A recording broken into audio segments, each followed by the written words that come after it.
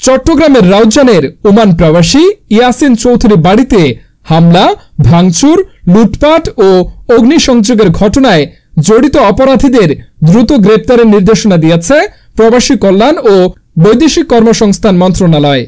মঙ্গলবার 1 অক্টোবর মন্ত্রণালয়ের উপসচিব সারোয়ার আলম স্বাক্ষরিত এ বিষয়ক একটি চিঠি চট্টগ্রামের পুলিশ সুপার বরাবর পাঠানো হয়। চিঠিতে দায়েরকৃত মামলায় অভিযুক্ত আসামিদেরকে দ্রুত গ্রেফতার করে বিচারের আওতায় আনার জন্য নির্দেশ দেওয়া হয়েছে। চট্টগ্রামের রাউজানে ওমান প্রবাসী ব্যবসায়ীর 2টি দোতলা বাড়িতে হামলা ও ভাঙচুরের পর আগুন দেওয়ার ঘটনা ঘটেছে। সোমবার দুপুরে উপজেলার চিকদাইর ইউনিয়নের দক্ষিণ সর্তা গ্রামে এই ঘটনা ঘটে।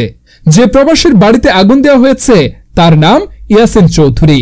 বাংলাদেশের অর্থনীতিতে গুরুত্বপূর্ণ অবদানের স্বীকৃতি স্বরূপ তিনি 8 বার বাণিজ্যিক গুরুত্বপূর্ণ ব্যক্তি সিআইপি নির্বাচিত হয়েছেন।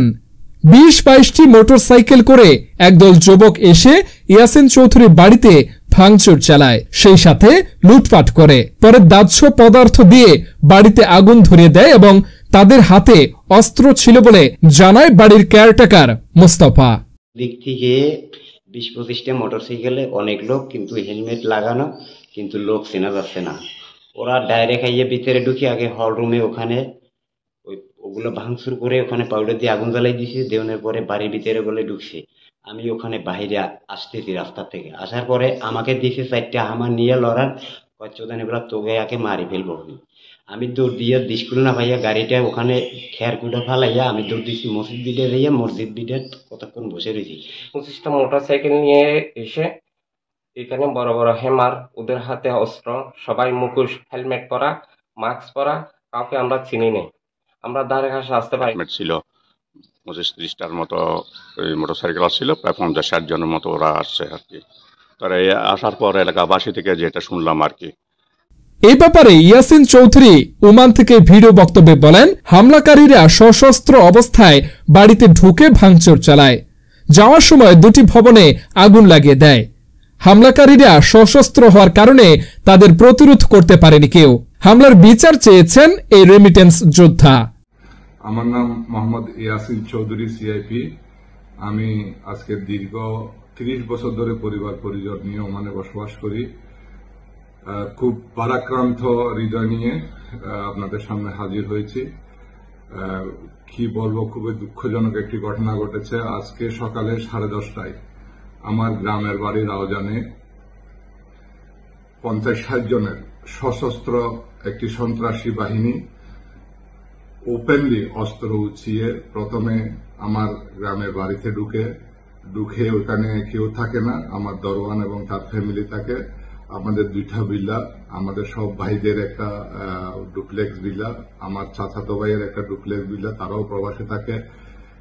সম্পূর্ণ ঘরের মালামাল লুট করে তারপর প্রত্যেকটা রুমে গিয়ে গান পোটার। আমি বিষয়টি বলতে চাই, আপনারা অনেকে আমাকে চিনেন।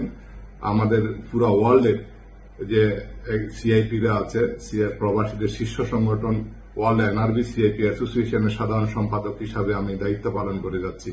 বিগত 30 বছরে আমার সাধ্য মতো আমি চেষ্টা করেছি প্রবাসীদেরকে সেবা দেওয়ার জন্য। আমি খুব দুঃখিত যে আজকে আমার মতো একজন প্রবাসীর ঘরে এই ধরনের নেককারজনক ঘটনা ঘটেছে। রাউজানে নয়, শুধু পুরো বাংলাদেশে প্রবাসীদের উপর এইভাবে অত্যাচার চলতেছে। তাহলে আজকে প্রবাসীদের নিরাপত্তা কোথায়? আমরা সরকারের কাছে বিনীতভাবে অনুরোধ জানাচ্ছি, এই ঘটনায় জড়িত অপরাধীদের দ্রুত গ্রেপ্তারের নির্দেশনা দিয়েছে প্রবাসী কল্যাণ ও বৈদেশিক কর্মসংস্থান মন্ত্রণালয়। মঙ্গলবার 1 অক্টোবর মন্ত্রণালয়ের উপসচিব সারোয়ার আলম স্বাক্ষরিত এ বিষয়ক একটি চিঠি চট্টগ্রাম পুলিশ সুপার বরাবর পাঠানো হয়। অভিযোগের বরাতে চিঠিতে উল্লেখ করা হয়, মামলার প্রধান আসামি আজিজুল হক একজন শীর্ষ সন্ত্রাসী। তার বিরুদ্ধে রাউজান থানায় হত্যা, অস্ত্র, অপহরণ, ডাকাতি সহ 12টির অধিক মামলা রয়েছে এবং 2002 সালের 11 এপ্রিল রাউজানের হিংলায় বৌদ্ধ অনাথ আশ্রমের পরিচালক জ্ঞান জ্যোতি ভিক্ষুকে নির্মমভাবে গলা কেটে হত্যা করে সে।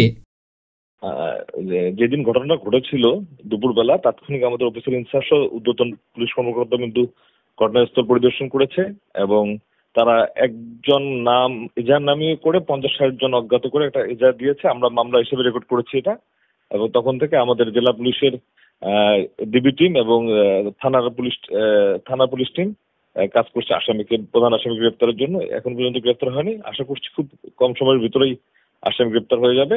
আর এ ধরনের ঘটনা যাতে আর না ঘটে আমরা জেলার। এদিকে এ ঘটনায় মধ্যপ্রাচ্যের সিআইপিরাও নিন্দা ও প্রতিবাদ জানিয়েছে। দেশব্যাপী নানা সময় প্রবাসী পরিবারের ওপর ঘটে যাওয়া হামলার ঘটনায় উদ্বেগ জানান তারা। News desk, Bangla 52 news, Mohammad Ershad Chowdhury, Chittagong.